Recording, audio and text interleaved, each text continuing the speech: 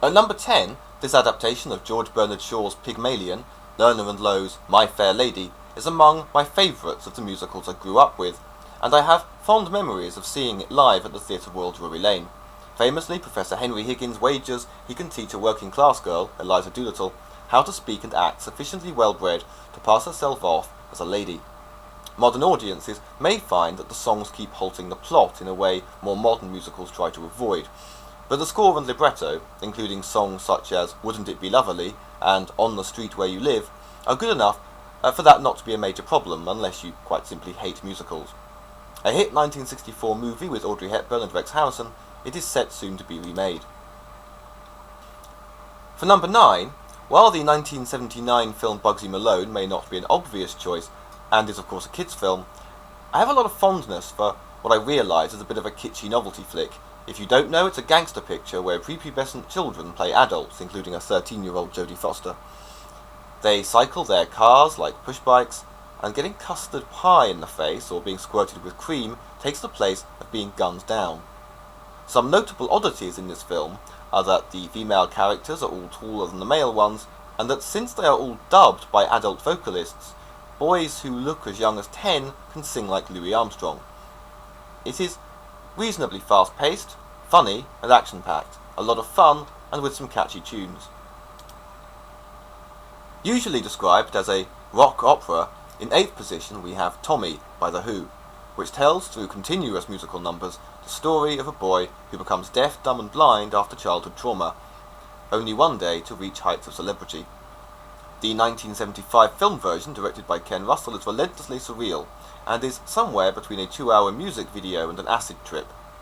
Pretty much every song is fantastic, and Tommy the Movie features an all-star cast including Roger Daltrey, Anne Margaret, Robert Powell, Tina Turner, Jack Nicholson, and of course Elton John performing the song Pinball Wizard. Now a Tim Burton picture starring Johnny Depp, Helena Bonham Carter and Sacha Baron Cohen, and even more recently resurrected to London's West End, my number 7, Sweeney Todd, the Demon Barber of Fleet Street, is Stephen Sondheim's dark satire on English society. Not simply gory, this work is nihilistic to its core and has little, if anything, good to say about humanity, even the sweeter-sounding songs being deployed in a sinister way, and even the little boy turns killer by the end. I like this for the same reason a lot of musical fans don't like it, which is that it is utterly horrible. You may wish to watch something a bit more cheerful afterwards. The first Lloyd Webber on this list, Iita, in 6th place, tells the story of the life of General Perron's wife, the eponymous Iita or Eva, played by Madonna for the 1997 film version. It is witty, engaging, fast-paced, and takes you through an era of Argentine history. A warts-and-all biopic, the film version was greeted with hostility by Argentinians for increasingly focusing on how she became something of a sellout and hypocrite, sad as the ending is. To be fair, it does omit important details like Evita Peron founding the Argentinian suffragette movement, for example. Nonetheless, it is very enjoyable and features some of Lloyd Webber's best ever songs. One interesting fact is that the narrator, played by Antonio Banderas, is credited as Che Guevara, and yet this is never once mentioned in the entire libretto. Based on Cervantes' revered but once controversial literary masterpiece, Don Quixote, number 5 is Man of La Mancha, which sees a writer imprisoned by the Inquisition tell his fellow inmates, all awaiting execution, the story of a man who believes he is a knight. People often say the novel needs to be read in the original Spanish, and that scholars can interpret it a dozen different ways, so I can't really make a comparison or say whether the musical is a bastardization or a gross oversimplification or not. The MGM film version is certainly quality stuff and one of your thinking man's musicals, and while it is a shame Peter O'Toole and Sophia Loren don't have better voices, you would have to have a heart of stone not to shed at least one tear by the end. The iconic scene would have to be O'Toole trying to battle a windmill, and of course, everybody must know the song Impossible Dream. Number 4 was originally a 1920s satire based loosely on real events but resurrected for Broadway in the 1920s. Chicago tells the story of 2 women in prison for murder. They both want 2 things: to get off and, more importantly, to maintain their fame and make it in vaudeville. I have seen this live in both London and Belfast, and one of the best things about the stage version is how it puts you in a 1920s vaudeville audience. Being about totally amoral and selfish characters you'd consider psychopaths if you met them in real life, it doesn't have a great deal of emotional depth, but it does possess a kind of sophistication, wit and charm, and all that jazz. The film version, with Catherine Zeta-Jones and Renee Zellweger, plays with the idea all the world's a stage, with each scene cutting between naturalism and what life would be like if it were a vaudeville act.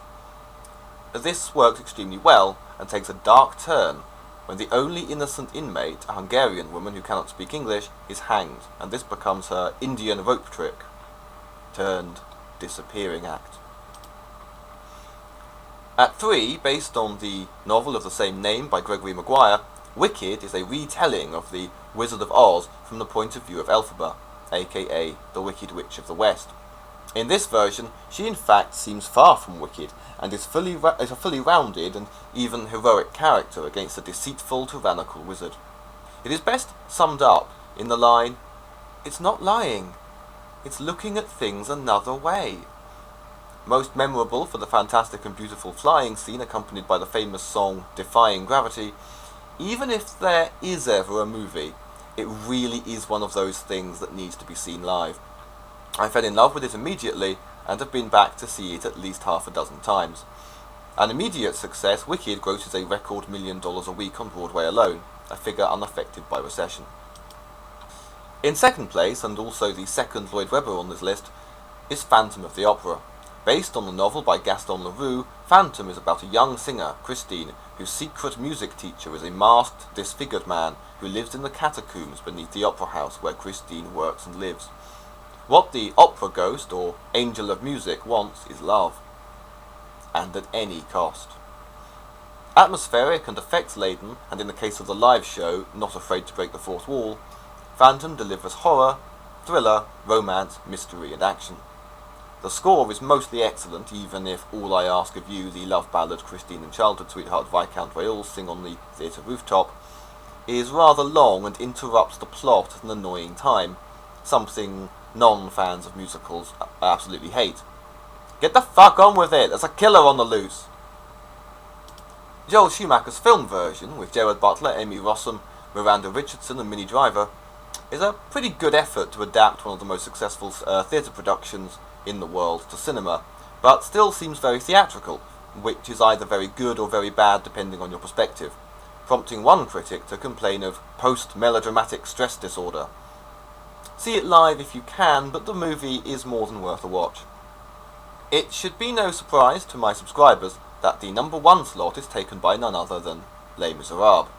Based on the novel by Victor Hugo, this musical has its own rags-to-riches story, starting out in a 200-seater in Paris, then bought by the Royal Shakespeare Company and being spotted by producer Cameron Mackintosh. It has now been seen on stage by more people worldwide than any other single piece of theatre in world history. It tells the story of Jean Valjean, a man who served 19 years hard labour for stealing a loaf of bread to feed his starving nephew, who is shown compassion by a bishop and is inspired to start a new life. Years later he is a success, but has to give himself up to free an innocent man, but also promises a dying woman, an impoverished sex worker, he will care for her daughter. Valjean is pursued by the law his whole life, and all this injustice, poverty and hardship build up to the eve of the 1832 rebellion. Undoubtedly the most powerful, emotionally effective and skillfully written musical of all time, it is no wonder the recent film adaptation, directed by Tom Hooper and starring Hugh Jackman, Russell Crowe, Anne Hathaway and Samantha Barks, has gathered so many awards. The film shows great reverence to Hugo's book, a labour of love in 5 volumes, which took him 17 years to write, effectively documenting the trials of the era he lived through, and the tune Uprising itself feels authentic despite the fact the characters are singing, as if history really is being brought back to life. And just as with the stage version, these are some of the most moving death scenes you are likely to have seen. A true epic. If you are only ever persuaded to watch one musical in your life, then let it be Les Mis.